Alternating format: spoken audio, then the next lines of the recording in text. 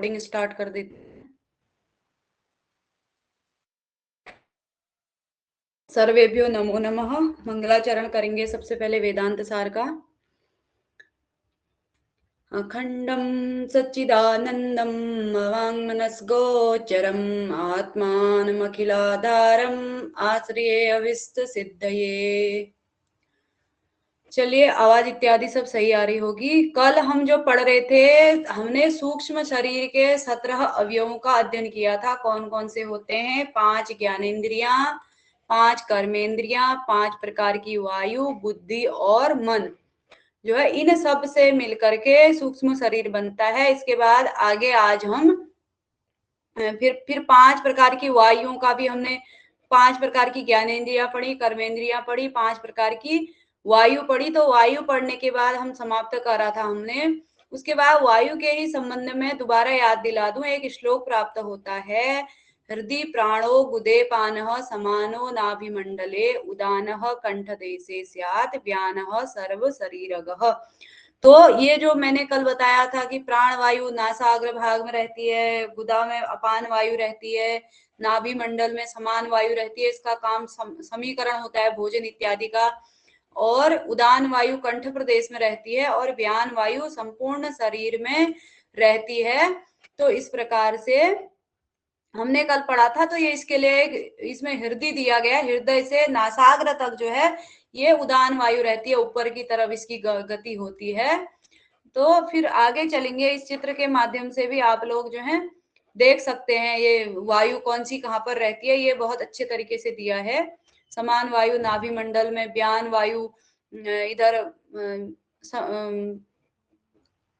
रहती है, और उसके बाद उदान वायु कंठ स्थल में, प्राण वायु नासाग्र में। इस प्रकार से जो है ये व्यान वायु समस्त शरीर में रहती है, इसलिए बीचों बीच में इसको दिखाया गया है। और अपान वायु गुदा स्थल पर रहती है, इसलिए जो है यहाँ पर दिखाया गया है। तो इसको भी आप इस चित्र के माध्यम से भी समझ सकते हैं। आगे जो है फिर केचितु, अच्छा कुछ मिस्टेक तो नहीं हो रही? अच्छा चलो, वो शायद कल बता दिया था कि जो इसका कार्य होता है समान वायु का समीकरण होता है। ये जो है जो भोजन खाया हुआ और पिया हुआ जो होता है उसको समान रूप से समस्त शरीर में पहुंचाती है, इसलिए इसे समान वायु कहते हैं। इसका जो कार्य होता है ऐसा था। मेरा स्पीकर ऑन नहीं होता कैसे? अच्छा, क्या पता कुछ दिक्कत हो। चलिए, आप मैसेज से ही बता दीजिए। यहाँ से भी मैं अनम्यूट नहीं कर पा रही हूँ, पता नहीं। मैं आपको करना तो चाह रही हूँ, लेकिन ये बोल रहा है आप नहीं कर सकते हो यहाँ से अनम्यूट। अच्छा, म्यूटेड ऑल स्टूडेंट वाला सिस्टम है क्या? अच्छा, नहीं नहीं नहीं, म्यूटेड द स्टूडेंट, पता नहीं, मैं तो नहीं कर सकती हूँ शायद। चलिए, आप मैसेज में बता दीजिएगा अपनी बात। उसके बाद जो है केचित तू नाग कूर्म कृकल देवदत्त धनंजयाख्याः पंचा अन्ये वायवः सन्ति इति वदन्ति। कुछ लोग जो हैं क्या कहते हैं, नाग कूर्म कृकल देवदत्त धनंजय आदि जो हैं 5 अन्य वायु हैं, ऐसा कहते हैं। वो केचित कौन है? सांख्य वाले हैं, वो सांख्य मत के अनुयायी ऐसा कहते हैं। ऐसा जो है ये सदानंद जी यहाँ पर कह रहे हैं, यानी कि हमारे मत में ये वाली वायु नहीं होती है, लेकिन कुछ लोग ऐसा कहते हैं। तत्र वहां नाग उद्गीरण कर, जो नाग वायु होती है वो उद्गीरण करने वाली होती है, यानी कि ऊपर को जो हमें बमन इत्यादि डकार इत्यादि जो आती है वो नाग वायु के कारण आती है। कूर्म उन्मीलन कर, कूर्म वायु जो होती है वो उन्मीलित करती है, यानी कि जो हमारी आंखें पलक झपकती हैं, उन्मीलन और निमीलन ये कूर्म वायु करती है। उसके बाद कृकल वायु जो है छुत कर, यानी कि भूख लगाने वाली जो वायु होती है वो कृकल वायु होती है। उसके बाद देवदत्तो जृंभण कर, देवदत्त नामक जो धनंजय वायु जो है वो पोषण करने वाली होती है। तो इस प्रकार से जो है 5 प्रकार की वायु अन्य के मत में ये है। अब ये चित्र बना रखा है किस वायु का क्या कार्य है, आप देख सकते हैं। उसके बाद केचिद सांख्यों के मत में, जो मैंने अपने हिसाब से लिखा है यहाँ पर, अन्य 5 वायु होती है। नाग वायु उद्गीरण कर, वमन इत्यादि डकार इत्यादि जो आती हैं, कूर्म वायु उन्मीलन कर यानी कि उन्मीलन निमीलन की क्रिया कूर्म वायु करती है। कृकल वायु भूख लगाने वाली होती है। देवदत्त वायु जो है जृंभण करने वाली होती है। धनंजय वायु जो है जम्भा देवदत्त और धनंजय वायु जो है पोषण करने वाली होती है। इस प्रकार से इन पांचों का प्राण आदि पांच वायु में ही अंतर्भाव हो जाता है। ऐसा जो है ये वेदांत वालों का मत है कि अन्य पांच वायु नहीं होती है, जबकि जो हमने प्राण अपान व्यान उदान समान नामक पांच वायु बताई हैं उन सब में ही इनका भी जो है अंतर्भाव हो जाता है। इन पांचों वायुओं का उन्हीं पांच वायुओं में जो है अंतर्भाव हो जाता है। उसके बाद आगे एतेषां प्राणादिषु अंतर्भावात् प्राणादय, वही जो मैं कह रही थी ऊपर वही वाली बात यहाँ पर है। पंच एवेति केचिद, जो कुछ लोगों ने पांच प्रकार की वायु बता रखी हैं, उन पांचों वायुओं का जो नाग कृकल धनंजय जो वायु हैं उन वायुओं का इन्हीं प्राण अपान व्यान उदान समान में ही उनका अंतर्भाव हो जाता है। इसलिए वायु पांच ही हैं, ये जो है वेदांतियों का मत है। एतत् प्राणकम आकाशादिगत रजोंसेभ्यो मिलितेभ्यो उत्पद्यते। एतत् प्राणादि, ये जो प्राण आदि पंच वायु हैं ये कहाँ से निर्मित होती है? आकाश आदि के रजो अंश से। सतो अंश से तो पांच इंद्रियों की उत्पत्ति होती है और अंतःकरण वृत्तियों की उत्पत्ति होती है, जो चार प्रकार की बताई। वैसे दो ही प्रकार की बुद्धि और मन में ही चित्त और अहंकार का भी अंतर्भाव हो जाता है। इस कारण दो अंतःकरण वृत्तियां हैं, लेकिन वैसे चार बताई हैं। तो इन सात्विक आकाश आदि के सात्विक अंश से मिल करके एक साथ मिल करके, और जो ज्ञानेंद्रियों की उत्पत्ति होती है आकाश आदि के सात्विक अंश से पृथक पृथक। आकाश इत्यादि की जो सत्व गुण होता है आकाश इत्यादि में, उनसे पृथक पृथक जो है उनकी उत्पत्ति होती है। पांच ज्ञानेंद्रियों की उत्पत्ति होती है, जैसे आकाश से श्रोत्र की उत्पत्ति, और जल से रसना की उत्पत्ति, और जो है इस प्रकार से अग्नि से चक्षु की उत्पत्ति। इस प्रकार से पृथक पृथक पांच ज्ञानेंद्रियों की उत्पत्ति पांच प्रकार के जो सूक्ष्म भूत हैं आकाश इत्यादि उनसे होती है, और सबसे मिल करके चार वृत्तियां जो बताई हैं उनकी उत्पत्ति होती है। और अब जो फिर उसके बाद जो कर्मेंद्रियां हैं उनकी उत्पत्ति होती है आकाश आदि के रजो अंश से पृथक पृथक। कल हमने देखा था वायु से हाथ की उत्पत्ति होती है, तेज से पैर की उत्पत्ति होती है, इस प्रकार से। और अब जो ये प्राण अपान व्यान उदान समान ये पांच प्रकार की वायु हैं, इनकी उत्पत्ति आकाश आदि के रजो गुण से मिल करके सारे जो पांचों सूक्ष्म भूत हैं उन सब के सम्मिलित अंश से जो है इन पांच प्रकार के वायुओं की उत्पत्ति होती है। आकाश आदि सबके जो है सम्मिलित अंशों के माध्यम से होती है। उसके बाद आगे इदम प्राणादि पंचकम कर्मेंद्रिय सहितम सत प्राणमय कोशो भवति। इदम प्राणादिकम पंचकम, ये प्राणादि जो पंच वायु हैं कर्मेंद्रियों के साथ मिलकर के इनसे प्राणमय कोश की उत्पत्ति होती है। विज्ञानमय कोश हमने कल पढ़ा था, बुद्धि और ज्ञानेंद्रियां मिलकर के विज्ञानमय कोश बनाती हैं, और प्राणादि पांच वायु तथा पांच कर्मेंद्रियां मिलकर के प्राणमय कोश का निर्माण करती हैं। अस्य क्रियात्मकत्वेन रजो अंश कार्यत्वात्। अब ये जो प्राणमय कोश होता है यह क्रियात्मक होता है। यह इसलिए होता है क्योंकि ये रजो अंश का कार्य है, रजो अंश के द्वारा इसकी उत्पत्ति हो रही है, इसलिए ये जो विज्ञानमय कोश है वो जो विज्ञानमय कोश होता है वह ज्ञानवान होता है, ज्ञान शक्तिवान होता है। तो वो जो है क्योंकि वो बुद्धि इत्यादि जो ज्ञानेंद्रियां होती हैं ज्ञानेंद्रियों के साथ बुद्धि के द्वारा होती है। बुद्धि और ज्ञानेंद्रियों का कार्य होता है प्रकाशन करना, ज्ञान का प्रकाशन करना। तो इसलिए वो ज्ञान शक्तिमान होता है और ये क्रिया शक्तिमान होता है, क्योंकि रजो अंश जो होता है वो क्रिया करवाने वाला ही होता है। तो इस प्रकार से जो ऊपर बात कही, ये चित्र के माध्यम से हम देख सकते हैं। सारे जितने भी 5 स्थूल सूक्ष्म भूत हैं, उन सूक्ष्म भूतों के मिलित रजोगुण से 5 प्रकार के प्राणों की उत्पत्ति हो रही है। उसके बाद एतेषु कोशेषु मध्ये विज्ञानमयो ज्ञान शक्तिमान का कर्तृरूप, जो हमने अभी बोला ऊपर की बुद्धि और ज्ञानेंद्रियों के द्वारा किस कोश की उत्पत्ति होती है। आशीष भैया आगे हैं, अन्य लोग पता नहीं आदित्य उसमें आते हैं। तो एतेषु कोशेषु मध्ये विज्ञानमयो ज्ञान शक्तिमान कर्तृरूपः, इन सब में जो है, इन कोशों में के मध्य विज्ञानमय को जो है ज्ञान शक्तिमान और कर्तृरूप है। कुछ इसकी सेटिंग ऐसी नहीं हो सकती क्या? कुछ नहीं हो सकता, इधर स्क्रीन भी दिखती रहे और संभव नहीं है लगता है।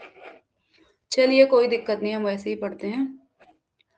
तो एतेषु कोशेषु मध्ये विज्ञानमयो ज्ञान शक्तिमान कर्तृरूपः, इन जो कोशों के मध्य जो विज्ञानमय कोश है, हमने 3 प्रकार के कोश अभी तक हम 3 प्रकार के देख चुके हैं, विज्ञानमय, प्राणमय और मनोमय कोश। मन ज्ञानेंद्रियों के साथ मिलकर के मनोमय कोश का निर्माण करता है, और बुद्धि ज्ञानेंद्रियों के साथ मिलकर के विज्ञानमय कोश का निर्माण करती है, और जो 5 वायु तथा 5 प्रकार की कर्मेंद्रियां मिलके प्राणमय कोश की उत्पत्ति होती है। हमने 3 कोश देख लिए हैं, कुल 5 कोश होते हैं, पंच कोश, एक अन्नमय कोश और मनोमय, विज्ञानमय, एक और कोश, तो 5 प्रकार के जो नहीं आ रहा है तो वो आगे चल करके हम पढ़ेंगे। तो ये जो कोश हैं, इनके कर्तृरूप है। मनोमय कोश जो है इच्छा शक्तिवान और करण रूप है। प्राण है क्रिया शक्तिमान और कार्य रूप है। योगत्वाद एतेषां विभाग इति वर्णयन्ति, जो ये योगत्वाद एतेषां विभाग इति वर्णयन्ति, यानी कि ये इनके योगत्व से, इन तीनों कोशों के योगत्व से ये जो है किसका विभाग है? सूक्ष्म शरीर के भाग है। ये तीनों जो है सूक्ष्म शरीर के अंदर आने वाले हैं। उसके बाद एतद कोशत्रयम् मिलितम सूक्ष्म शरीरम इति उच्यते, इन तीनों को जो है ये मिलकर के सूक्ष्म शरीर की उत्पत्ति करते हैं। तो सूक्ष्म शरीर में 3 प्रकार के कोश पाए जाते हैं। अन्नमय कोश जो होता है वो स्थूल शरीर होता है, अन्न जल इत्यादि के द्वारा जो वर्धित होता है वो स्थूल शरीर का भाग होता है। लेकिन ये जो विज्ञानमय, मनोमय और प्राणमय कोश होते हैं, ये तीनों कोश जो है सूक्ष्म शरीर में विद्यमान रहते हैं। और एक जो कोश है वो ज्ञान शक्ति युक्त है, दूसरा इच्छा शक्ति युक्त है और तीसरा क्रिया शक्ति युक्त है।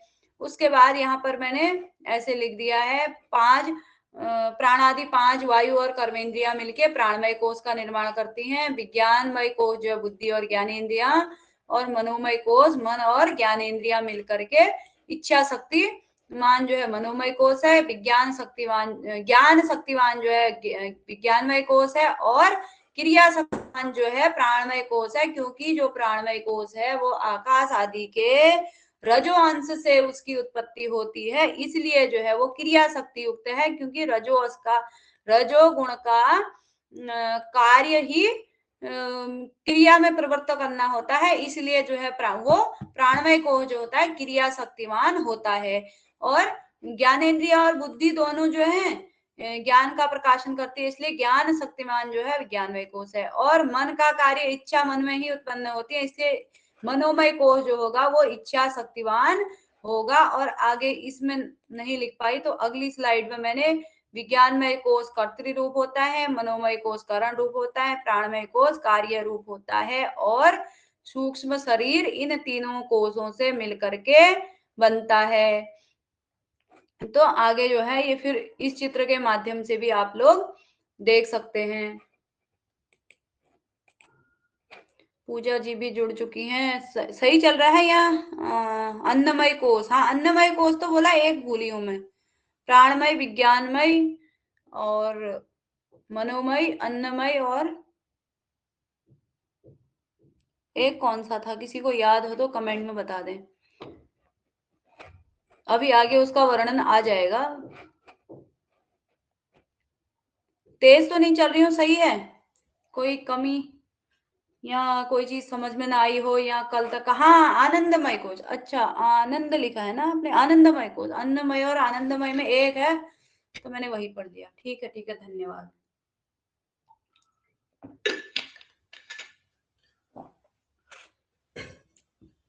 आगे आएगा इसका वर्णन, फिर हम नोट्स बनाएंगे लास्ट में। सारा कंक्लूजन जो जो हमें वेदांत से प्राप्त हुआ उसको फिर एक नोट्स में पांचों को एक साथ ही लिख लिए जाएंगे। अभी मूल मूल पढ़ करके साधन जुटाए जा रहे हैं। ठीक है रत्ना बहन, कोई कोई चीज अगर पूछनी हो, कहीं पर मैं ज्यादा तेजी से भाग रही हूँ तो बता दीजिएगा। इस प्रकार से जो है बुद्धि 5 ज्ञानेंद्रियों से मिलकर के ये विज्ञानमय कोश का निर्माण होता है। यह कर्तृ रूप होती है और ज्ञान शक्तिमान होती है। यहाँ पर ज्ञान लिखना चाहिए था, ज्ञान शक्तिमान होती है। उसके बाद मन जो है 5 ज्ञानेंद्रियों से मिलकर के मनोमय कोश की का निर्माण होता है और करण रूप और इच्छा शक्तिमान होता है। उसके बाद 5 कर्मेंद्रियां 5 प्राणों से मिलकर के प्राणमय कोश का निर्माण होता है और ये क्रिया रूप और क्रिया शक्तिमान होता है। ये याद करने की चीजें हैं, कौन सा कोश किस रूप में होता है, प्रश्न आ सकता है। जो विज्ञानमय कोश होता है कर्तृ रूप होता है, मनोमय कोश करण रूप होता है और ये जो है क्रिया रूप होता है। कर्तृकरण और क्रिया, विज्ञानमय कर्तृ, मनोमय करण रूप और प्राणमय कोश जो है क्रिया रूप होता है। ये सूक्ष्म शरीर के अंदर 3 प्रकार के कोश पाए जाते हैं। सूक्ष्म शरीर की उत्पत्ति ज्ञानेंद्रिय, कर्मेंद्रिय और 5 प्राण वायु के द्वारा, फिर मन और बुद्धि।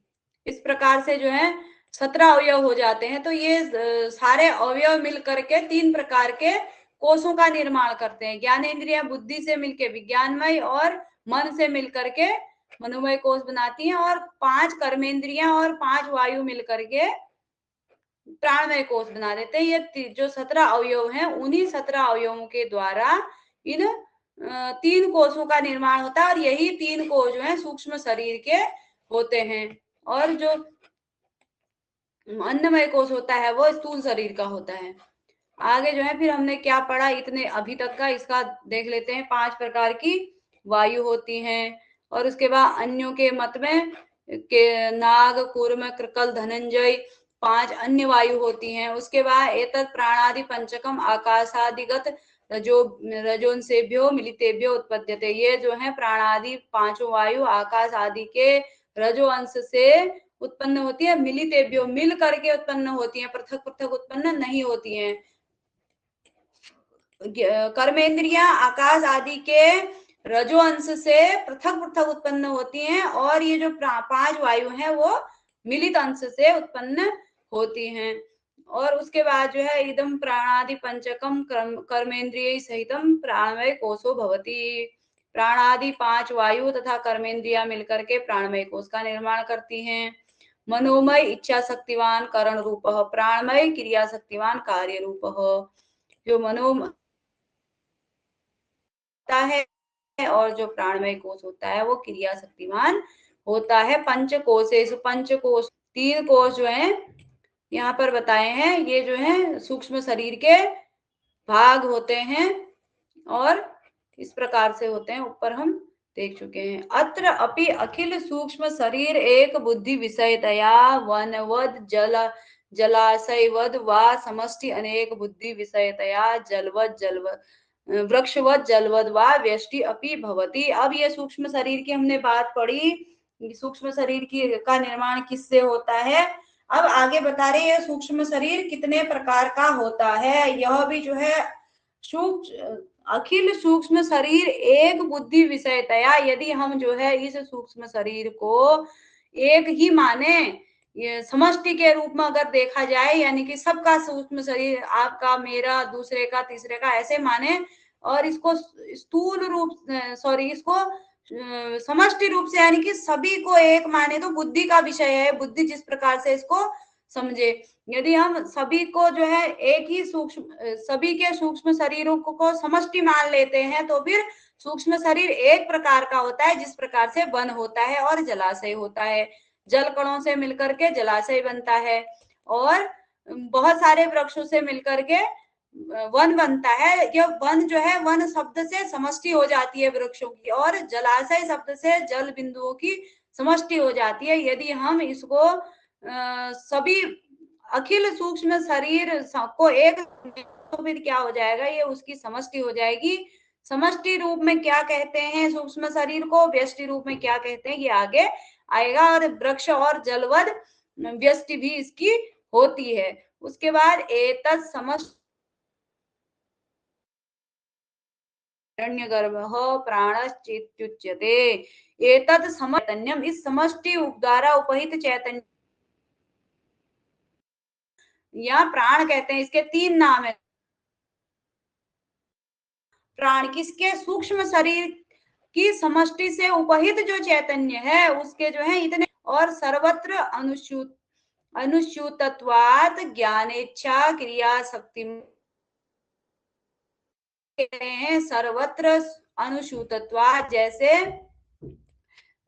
ये कितने सारे सूक्ष्म शरीर हैं, और ये जो जिसको हम सूत्रात्मा या इसकी समष्टि से उपहित जो चैतन्य है उसको हम सूत्रात्मा कह रहे हैं। ये क्या होता है, जिस प्रकार एक माला के मोती होते हैं, और प्रत्येक माला में जो है एक धागा जो है प्रत्येक मोती में गुथा रहता है, तो इसी प्रकार का जो है ये सूत्रात्मा, यानी कि ये जो सूक्ष्म शरीरों की समष्टि रूपी उपाधि से उपहित जो चैतन्य है वो जो है इस प्रकार से है, यानी कि सूत्रों के समान प्रत्येक सूक्ष्म शरीर में ये गुथा हुआ है यह चैतन्य, इसलिए इसे जो है सूत्रात्मा भी कहते हैं, और इसका नाम हिरण्यगर्भ भी है, और प्राण भी इसको हम कहते हैं। इसी आत्मा को जो है हम प्राण भी कहते हैं, जो सूत्रात्मा जो हम कह रहे हैं उसको हम प्राण भी कहते हैं। तो ये जो है अज्ञान की समष्टि से उपहित चैतन्य जो था ईश्वर था। मैं दोबारा से आपको याद दिला दूं, अज्ञान की समष्टि उपाधि से उपहित चैतन्य ईश्वर, और अज्ञान की व्यष्टि उपाधि से उपहित चैतन्य प्राज्ञ। और उसके बाद सूक्ष्म शरीर की समष्टि से उपहित चैतन्य सूत्रात्मा, और सूक्ष्म शरीर की व्यष्टि उपाधि से उपहित चैतन्य जो है आगे जाकर के तेजस आएगा। तो फिर इन जिस प्रकार से हमने ईश्वर और प्राज्ञ को एक ही अभेद बताया, उसी प्रकार से सूत्रात्मा और तेजस को भी आगे जाकर के एक ही भेद बताएंगे, यानी कि ये दोनों भी अभेद हैं। आगे चल करके फिर आगे जो हम पढ़ रहे थे, सर्वत्र अनुस्यूतत्वात् ज्ञानेच्छा क्रिया शक्तिमद उपहित्वाच्च। अब कह रहे हैं सभी में अनुस्यूत होने के कारण इसको सूत्रात्मा कहते हैं, और ज्ञानेच्छा शक्तिमद उपहित चैतन्य उपहित वाच्य ये किस चीज से उपहित होता है, तीन प्रकार के जो अभी हमने कोष बताए, विज्ञानमय कोष, मनोमय कोष और प्राणमय कोष जो हमने बताए, उन वो तीनों को जो है सूक्ष्म शरीर में रहते हैं, और सूक्ष्म शरीरों की ही जो समष्टि है वो सूत्रात्मा है। तो ये विज्ञानमय कोष, मनोमय कोष और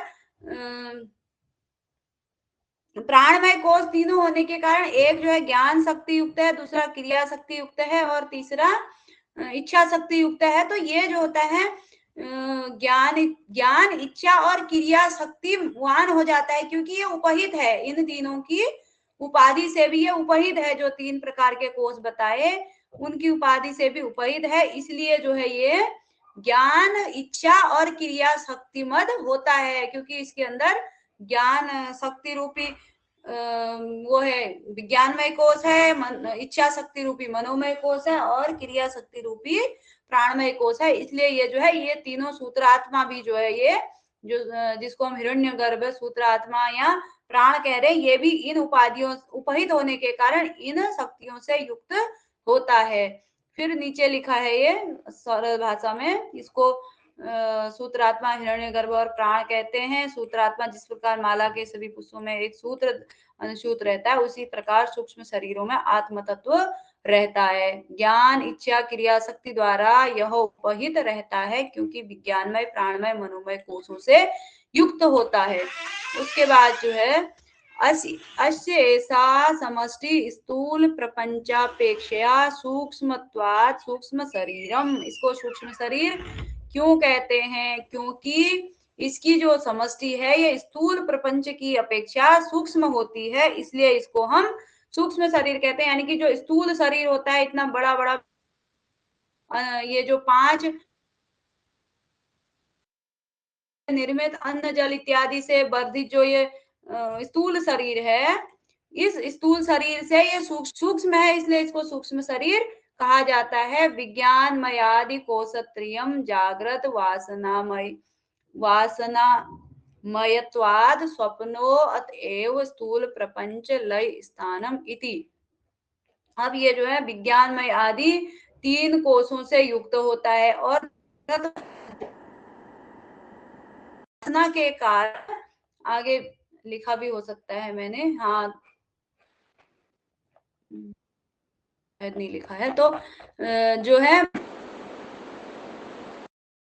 अवस्था की, कहाँ थे हम,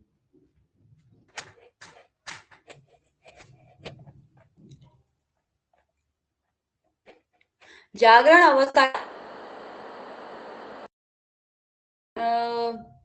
जागरण अवस्था की वासना से भी उपहित रहता है और स्वस्था में रहता है। यह जो विज्ञान, ये जो स्थूल शरीर है, और स्थूल प्रपंच लय स्थान, स्थूल प्रपंच का लय स्थान भी ये होता है। वो जो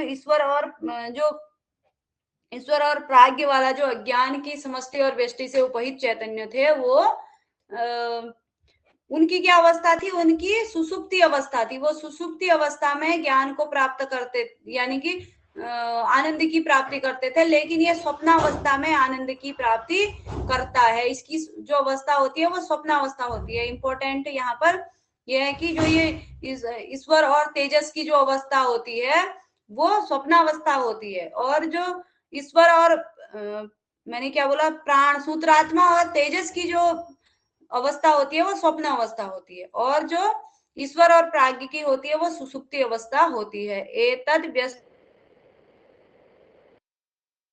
ये उसके बाद जो है हमने सूत्रात्मा की पूरी व्याख्या कर दी है। अब आगे जाके एतद तद यानी कि सूक्ष्म शरीर, व्यष्टि उपहितम चैतन्यम, सूक्ष्म शरीर की व्यष्टि से उपहित चैतन्य तेजस होता है। तेजोमयांत करणोपहित्वात, तेजोमय अंतःकरण से उपहित होने के कारण जो होता है ये, इसका नाम तेजस है। तेज भी इसमें होता है। जो सूक्ष्म शरीर के 17 अवयव थे सूक्ष्म शरीर के, तो उनमें तेज तत्व भी होता है। तो उसके कारण जो होता है इसको तेजस बोलते हैं। अस्य अपि इयं व्यष्टि सूक्ष्मत्वाद इति हेतु एव। इसकी जो व्यष्टि शरीर की अपेक्षा सूक्ष्म होती है, इसलिए इसको सूक्ष्म कहते हैं। सूक्ष्म शरीरम विज्ञानमयादि कोशत्रयम् जागृत वासनामयत्वाद स्वप्न जागृत वासनामयत्वाद स्वप्नो अतएव स्थूल शरीर लय स्थानम इति च उच्यते। जागरण काल की वासनाओं के बाहुल्य के कारण, अधिकता के कारण, या उस होने के कारण जो है इसकी भी स्वप्न अवस्था होती है, और यह स्थूल शरीर का लय स्थान भी इसे कहा जाता है। इस दोनों प्रकार के जो सूक्ष्म शरीर की व्यष्टि और समष्टि से उपहित जो चैतन्य है, सूत्रात्मा, हिरण्यगर्भ और प्राण जिसका समष्टि वाले का, और दूसरा जो व्यष्टि द्वारा उपहित चैतन्य है उसका नाम तेजस है। ये इन दोनों की स्वप्नावस्था है और जागृत अवस्था की वासनाओं के बाहुल्य के कारण इनकी स्वप्नावस्था होती है, और स्थूल शरीर का लय स्थान ये होते हैं, और विज्ञानमय, मनोमय और प्राणमय तीनों प्रकार के में होते हैं। एतौ सूत्रात्म तेजसौ इदानीं मनोवृत्तिभिः सूक्ष्म विषय अनुभवतः प्रविविक्तम भुक्तई तेजसः। जो है ये मांडुक्य कारिका का, मांडुक्य उपनिषद का एक वाक्य है, प्रविविक्त भुक्तई तेजसः। इसको फिर देखेंगे, पहले ऊपर का देखते हैं। एतौ सूत्रात्म तेजसौ तदानीम मनोवृत्ति भी सूक्ष्म विषयान अनुभवतः। कब तदानीम मतलब कब? जब वह स्वप्न अवस्था में होते हैं। सूत्रात्मा और तेजस दोनों जब स्वप्नावस्था में होते हैं, सूक्ष्म विषयों का अनुभव करते हैं। जिस प्रकार से हम ईश्वर और वो सुसुप्ति अवस्था में सूक्ष्म अज्ञान की सूक्ष्म वृत्तियों का वो आनंद की प्राप्ति करते हैं, तो ये जो है सूक्ष्म, ये भी सूक्ष्म विषयों का अनुभव करते हैं या आनंद की प्राप्ति करते हैं, ऐसा कह सकते हैं। और ये जो है अपनी मनोवृत्तियों के द्वारा, क्योंकि इसमें मनोमय कोश होता है, तो ये मनोवृत्तियों के द्वारा ये तेजस और सूत्रात्मा दोनों सूक्ष्म विषयों का अनुभव करते हैं। और कहा भी गया है, प्रविविक्त मतलब है, ये मांडुक्य उपनिषद में कहा गया है, भुक्तई तेजसः, जो तेजस होता है वो सूक्ष्म विषयों का अनुभव करता है, ऐसा जो है मांडुक्य उपनिषद में कहा गया है। ये प्रमाण प्रस्तुत कर रहे हैं कि ऐसा मांडुक्य उपनिषद में कहा गया है।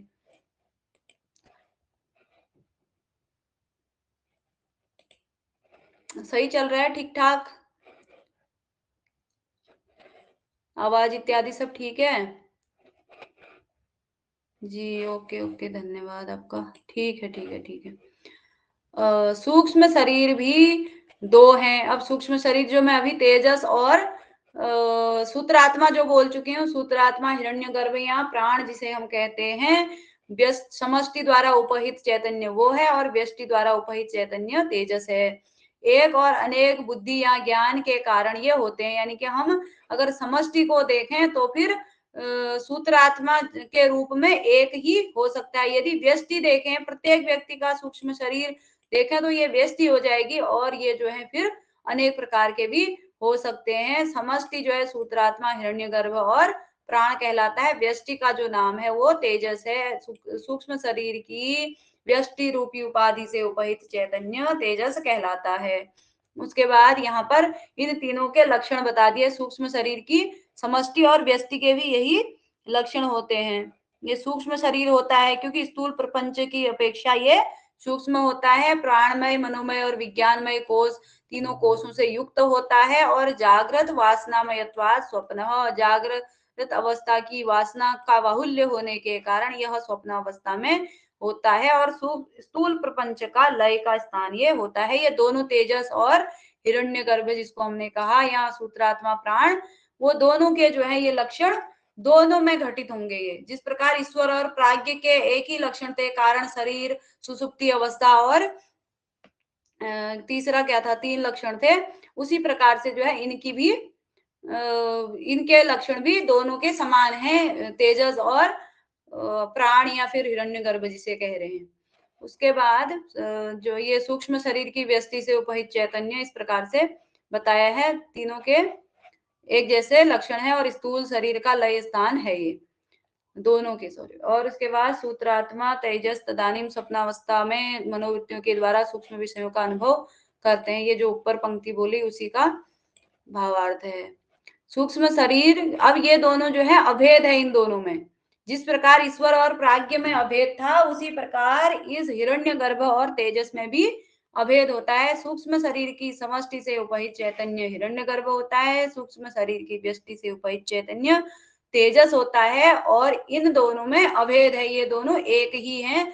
जिस प्रकार से जल और जलाशय, वन और वृक्ष का उदाहरण हमने दिया था, जिस प्रकार वन से वृक्ष भिन्न नहीं है, समष्टि और व्यष्टि रूप से ही भिन्न है, उसी प्रकार से ये जो सूक्ष्म शरीर और स्थूल शरीर भी हैं, समष्टि और व्यष्टि भेद से ही भिन्न है, अन्यथा ये दोनों एक ही हैं।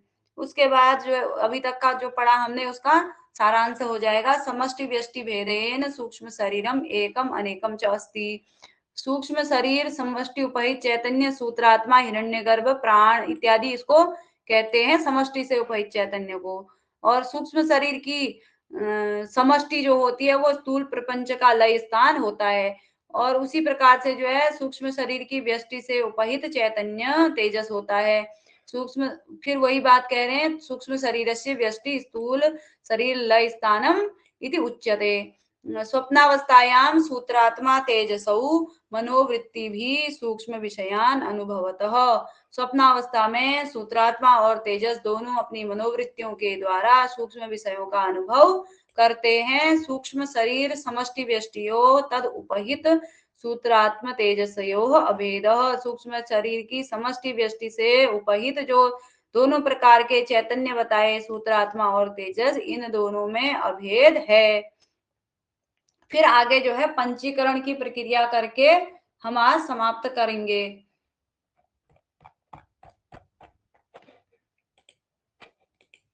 चलें आगे, सही चल रहा है, ठीक ठाक एकदम।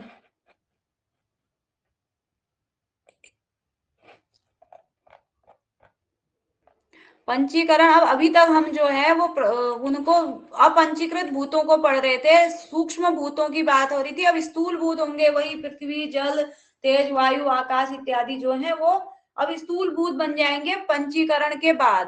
पहले जो है अभी वो अपंचीकृत थे, उनको तन्मात्रा भी कह सकते हैं या सूक्ष्म भूत भी कह सकते हैं। उन सूक्ष्म भूतों के द्वारा सूक्ष्म शरीर के 17 अवयव उत्पन्न होते हैं और उन्हीं से सूक्ष्म शरीर की उत्पत्ति होती है। सूक्ष्म शरीर के दो प्रकार, समष्टि और व्यष्टि से, तेजस और हिरण्यगर्भ, इतना हम पढ़ चुके हैं। इसके बाद अब जो है इन जो 5 सूक्ष्म भूतों की उत्पत्ति हुई है, अब इनको एक दूसरे से मिला करके पंचीकृत सूक्ष्म स्थूल भूत बन जाएंगे। और ये स्थूल भूत जो है फिर पृथ्वी, जल, तेज, वायु, आकाश इत्यादि जो है, ये सभी 5 भूतों का प्रत्येक भूत में अंश होता है। तो ये जो है पंचीकरण की प्रक्रिया है। पंचीकरणम तो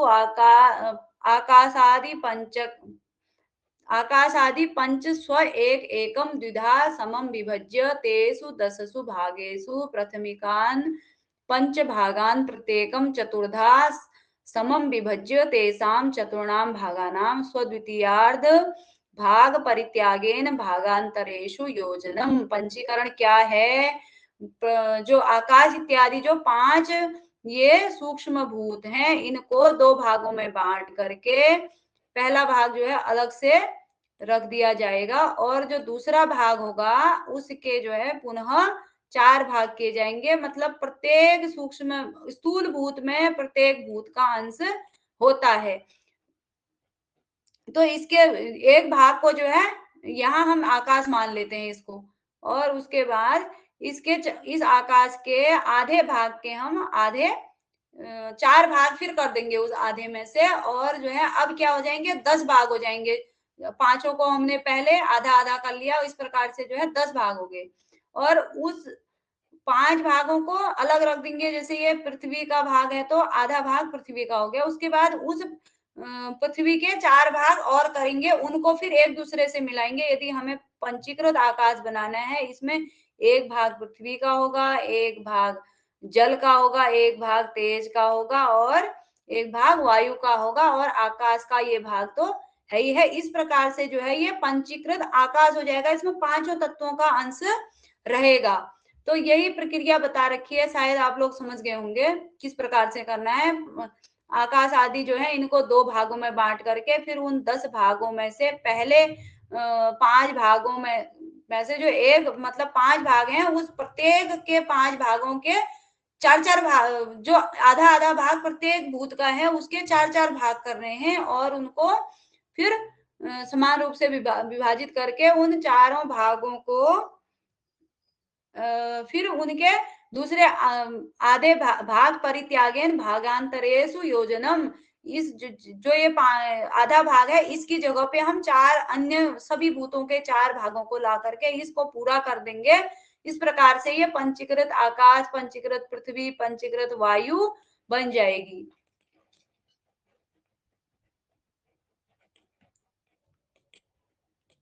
किसी को दिक्कत है क्या पंचीकरण में? नमस्ते आरती जी। आरती जी नमस्ते बोल के चले तो नहीं गई?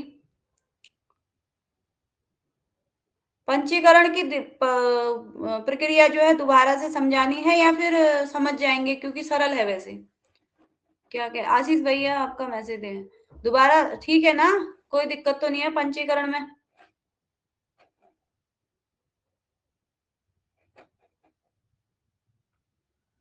ठीक है, आगे चलते हैं। अब जो है एक श्लोक भी प्राप्त हो रहा है, ये कहीं अन्यत्र से प्रमाण के रूप में प्रस्तुत किया गया। द्विधा विधाय च एक एकम चतुर्धा प्रथमम पुनः स्वश्वेतर द्वितीयांशयोः द्वितीयांशई योजनात् पंच पंचते। तो ये जो है वही बता रखा है कि दोनों को पहले पांचों भूतों दो भागों में करना है, फिर एक भाग के चार भाग करने हैं प्रत्येक के, और उन्हें जो है एक अन्य में जो है उनको रखते जाना है इस प्रकार से। तो ये पंचीकृत वो पूरा एक जो सूक्ष्म भूत जो था वो स्थूल भूत बन जाएगा पांचों के अंश के द्वारा मिलने से। तो जो है ये फिर यहाँ पर चित्र के माध्यम से दिखाया, यदि आपको साफ दिख उत्पत्ति हुई आकाश की, हुई आकाश से वायु, वायु से तेज, तेज से जल, जल से पृथ्वी की उत्पत्ति हुई। और पंचीकृत भूत हो गए, इनको तन्मात्राएं भी कहते हैं। और फिर इन्हीं सूक्ष्म भूतों को इनके भाग करके फिर अन्य मिला करके 1/2 भाग जो है आकाश में आकाश का रहेगा और 1/8 भाग प्रत्येक भूत का रहेगा। इस प्रकार से जो है ये पंचीकरण की प्रक्रिया हुई। उसके बाद अश्य प्रमाण्यम न संकनीयम त्रिवृत्त करण श्रुते है पंचीकरणस्य अपि उपलक्षणत्वात्। अब कह रहे हैं इसका जो प्रमाणत्व है इसमें शंका नहीं करनी चाहिए, यानी कि जो हम कह रहे हैं कि ये पंचीकरण इस प्रकार से पंचीकरण की प्रक्रिया हो रही है, यहाँ पर इन्होंने किसी पंचीकरण किसी अन्य ग्रंथ का, क्योंकि अभी तक जो ये कोई भी बात बोल रहे थे तो कोई ना कोई बता रहे थे कि कैसे कहाँ पर क्या कहा गया है, उपनिषदों की श्रुतियों की जो प्रमाण प्रस्तुत कर रहे थे। अब यहाँ पर प्रमाण तो प्रस्तुत नहीं कर रहे हैं, फिर भी कह रहे हैं इसका जो प्रमाण्य है इस पर शंका नहीं करनी चाहिए। त्रिवृत्त करण श्रुते है, त्रिवृत्त करण के कारण, यानी कि एक श्रुतियों में त्रिवृत्त की प्रक्रिया जो मिलती है वही जो है पंचीकरण का भी उपलक्षण है। त्रिवृत्त करण या नीचे दे रखा है, तीन जो भूत हैं उनको यही सेम पंचीकरण वाली प्रक्रिया है, इसमें तीनों भूतों के ऊपर ये प्रयोग किया गया है। तो एक को आधा करके उसके दो भाग किए हैं, वहां चार भाग करने हैं। तो कह रहे हैं कि जो ये त्रिवृत्त करण वाला जो श्रुतियों में मिलता है प्रमाण, तो वही जो है इस पंचीकरण का भी उपलक्षण है। तो इसमें शंका करने की कोई आवश्यकता नहीं है। पंचानाम पंचात्मकत्वे समाने अपि तेषु च वैसे स्यात् तद्वाद तद्वादः पंचानां पंचात्मकत्वे समाने अपि तेषु च वैसे स्यात् तद्वादः तद्वाद। तो ये ब्रह्म सूत्र का की पंक्ति दी है ब्रह्म सूत्र की। अब यहाँ पर कह रहे हैं कि इति न्यायेन आकाशादि व्यपदेशः संभवति। अब जो है प्रश्न ये उठता है कि भाई जो ये पंचीकृत आकाश है ये तो केवल आकाश नहीं है, इसमें सभी पांचों भूतों का अंश है। आकाश का तो है ही है, पृथ्वी जल वायु तेज सभी का अंश है, तो फिर इसको आकाश ही क्यों कहा जाए? तो उसके लिए जो है उस प्रश्न का यहाँ पर समाधान किया गया है। पंचानाम पंचात्मकत्वे समाने अपि, समान रूप से सभी में पांचों का अंश होने के कारण भी उनको जो है विशेष कैसे बताया जाए, यानी कि आकाश विशेष इस भूत को हम कैसे बताएं? तो कह रहे हैं जिसकी अधिकता है आकाश वाले भूत में, आकाश का जो है 50% हिस्सा है, तो इसलिए जो है इसको आकाश माना जाएगा। और उसी प्रकार जो पृथ्वी रूपी स्थूल भूत बन रहा है, इसमें पृथ्वी का तो आधा हिस्सा है ना, 1/2 भाग पृथ्वी का है, बाकी जो है औरों का कम हिस्सा है। तो इसलिए जो है पृथ्वी तत्व की अधिकता के कारण इसे जो है पृथ्वी माना जाए। भूत का अंश होता है। उसके बाद यहाँ लिख दिए पांचों भूतों में, पांचों भूतों के होने के कारण भी जिस भूत में तत्व की अधिकता होती है उसी नाम से जाना जाता है। जैसे आकाश में जो है आकाश का 1/2 भाग होता है और 1/8 भाग सभी अन्य भूतों का होता है, इसलिए आकाश की अधिकता के कारण यह पंचीकृत आकाश है। उसके बाद तदानीम आकाशे शब्दों अभिव्यज्यते, वायु होना चाहिए था यहाँ पर। शब्द स्पर्श अग्नौ शब्द स्पर्श रूपाण्य अप्सु शब्द स्पर्श रूप रसाह पृथिव्याम शब्द स्पर्श रूप रस गंधाश्च। उसके बाद जब इन सूक्ष्म भूत जो होते हैं पंचीकृत होकर के स्थूल भूत बन जाते हैं, उसके बाद उस समय जो है आकाश से शब्द अभिव्यक्त होता है, यानी कि शब्द रूपी जो आकाश का गुण है वो अभिव्यक्त होता है। उसके बाद वायु से जो है शब्द स्पर्श, उसके बाद अग्नि से शब्द स्पर्श अग्नि में जो होता है शब्द स्पर्श और रूप गुण होते हैं। उसके बाद अपसु यानी कि जल में शब्द स्पर्श रूप रस और पृथ्वी में शब्द स्पर्श रूप रस गंधाश्च, यानी कि जो अब यहाँ पर इसके माध्यम से आप समझ सकते हैं परीक्षा के लिए हमें यही समझना है कि आकाश का गुण क्या है, केवल शब्द गुण है आकाश के अंदर। उसके बाद वायु में शब्द और स्पर्श है। उसके बाद अग्नि में शब्द स्पर्श और रूप है, अग्नि दिखती भी है और उसको हाथ लगाएंगे तो हाथ भी जल जाएगा और वो शब्द भी करती है अग्नि। यदि आप लोगों ने भयंकर तरीके से अग्नि जलती हुई कहीं देखी होगी तो अग्नि शब्द भी करती है, इसलिए जो है अग्नि में शब्द स्पर्श और रूप तीनों गुण पाए जाते हैं। और वायु जब चलती है तब भी सरसराहट कुछ ना कुछ आवाज सुनाई देती है आवाज जैसी, और स्पर्श भी वायु का गुण होता है। उसके बाद जल जो है जल में शब्द स्पर्श रूप रस 4 गुण होते हैं और पृथ्वी में जो है 5 गुण होता है। वैशेषिक दर्शन में भी बताया गया है इनका गुण, शब्द स्पर्श रूप रस गंध। तो इस प्रकार से सूक्ष्म भूतानि, फिर हमने जो है इस पाठ का आज जो हमने पढ़ा था अभी, सूक्ष्म भूतानि अपंचीकृतानि भवन्ति स्थूल भूतानि तु पंचीकृतानि भवन्ति, यानी कि जो आकाश इत्यादि जिनको हम सूक्ष्म भूत या तन्मात्र कहेंगे वो क्या होंगे, वो अपंचीकृत होंगे, यानी कि उसमें आकाश तत्व में पृथ्वी तत्व का अंश नहीं है।